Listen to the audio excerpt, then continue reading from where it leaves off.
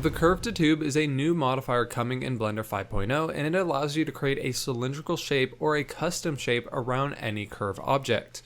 It will also automatically generate a UV map for easy texturing and materials. In this video, we're going to go through how it works, and we're going to cover every single setting in this new modifier. Once again, this modifier is built on geometry nodes, and you can see the full setup right here.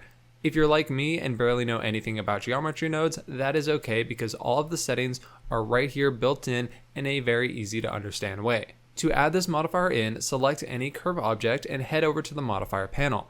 Select Add Modifier, Generate, and choose Curve to Tube. Right away, you can see that our curve has turned into a cylindrical shape. This is the most common and basic operation of this new modifier. Now let's start at the very top and work our way down, starting with the Scale setting. This setting controls how big the tube will be. This gives you exact measurements to see how big or small you want your curve to be. Beneath that is the Profile, and this is for how the tube will actually look. With the mode set to round, it will just be a cylindrical shape, and you can control the resolution here, or if you set it to custom, you can then select another curve object to control the profile. Here's how it works. First, add another curve. In this example, I've added another circle and messed around with the points to create this basic shape. And then from here, we can select it in the drop-down menu.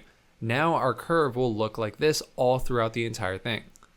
If you want to smooth it out and increase the resolution, you're going to need to select the original curve here and change the setting in the Curve Data Properties panel. Using this method can be extremely useful for creating more complex shapes like a handrail or architecture trim. And for both round or custom modes, you can shade everything smooth with this checkbox. Next is the Resample, and here you can add more geometry to the curve to help smooth it out, and there are 4 different types. Evaluated will not resample the curve, it will just use the original resolution in the Curve Data Properties. Auto will automatically add resolution, and you can change how much of it with this scale slider. Higher values will reduce the resolution, and lower values will increase it. Count gives you the exact number of cuts that you want throughout the entire thing, and you can change the number with this slider again.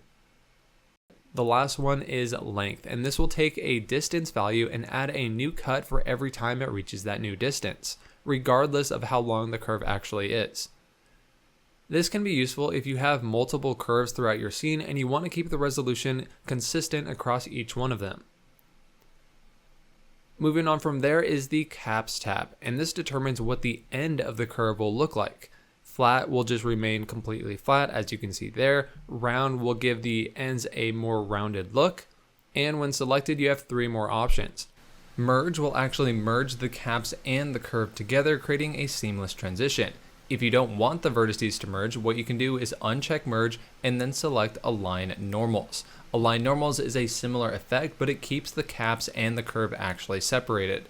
You can see with align normals off, you get this harsh transition right along that end right there. But with it turned on, it keeps the shading consistent throughout the cap and the actual curve. And extrapolate radius basically gives a smoother end to the curve. Sometimes if you have a radius that differs throughout the entire curve, extrapolate radius tries to create a more gradual and smoother end to the roundness of the curve. Custom gives you an option to use another mesh object to control the end of the curve. In this example, I've used a cone with the same resolution as the curve, and now you can see it creates a seamless transition. The last tab that we have here is the UV map, and here is how the textures will be applied to the curve objects. There are 2 different parameters that you need to consider, U and V. U is for the coordinates along the curve, and V is for the coordinates around the circumference of the curve. When you select one of these parameters, you have 3 different options to choose from, and this will affect how the UV map is generated. Let's go through each one. Length is probably the easiest to understand. It takes the real world length of the curve and generates a UV map based on that. This can be useful when you want your texture scale to match the actual physical size of the curve object. Factor normalizes the UV map to a 1x1 grid, and this can be pretty useful if you want general UV maps and you want consistent UVs across different lengths of curves. Index is a little bit more complicated. Basically what it does is it assigns a number to each point along the curve, starting with 0 and 1, 2, and so on. Then in the UV map, it evenly distributes them regardless of how far the points are from each other. This is a little bit more niche, but it can be useful if you want to align textures precisely at control points along the curve.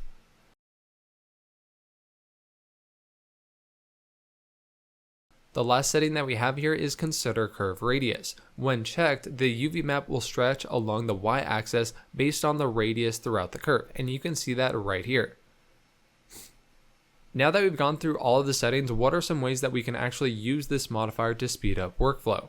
Well, for starters, you can create pipes, cables, or wires pretty easily. And after you've made all of them, you can change the settings here pretty easily or create the materials without any problems. Another great use case is architecture trim.